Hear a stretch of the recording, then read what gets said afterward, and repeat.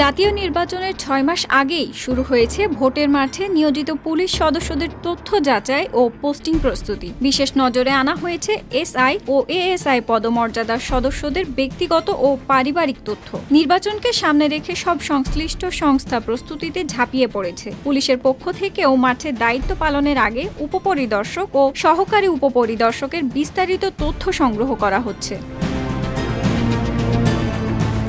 Dhaka metropolitan police ৩০ July থেকে ১৬টি প্রশ্নের একটি ওয়েটিং ফর্ম চালু করেছে। এতে জানতে চাওয়া হয়েছে ব্যক্তিগত ঠিকানা, শিক্ষাগত যোগ্যতা, রাজনৈতিক পরিচয়, পরিবারের সদস্যদের তথ্য, আত্মীয় স্বজনদের রাজনৈতিক সম্পৃক্ততা ও পূর্ববর্তী শাস্তিমূলক ব্যবস্থা সম্পর্কে।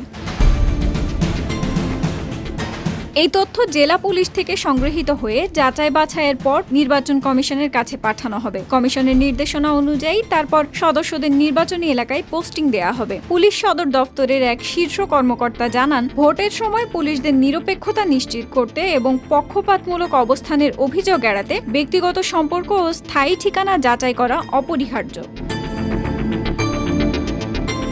অতীতে নির্বাচনে কিছু পুলিশ সদস্যদের বিরুদ্ধে পক্ষপাতের অভিযোগ থাকায় এই ব্যবস্থা। তবে কিছু পুলিশ সদস্য এই প্রক্রিয়াকে রাজনৈতিক প্রভাব বিস্তার হিসেবে দেখছেন। এদিকে স্বরাষ্ট্র উপদেষ্টা জাহাঙ্গীর আলম চৌধুরী জানিয়েছেন, নির্বাচনকালে পুলিশ সুপার ও থানার ওসিদের পদায়ন লটারির মাধ্যমে করা হবে।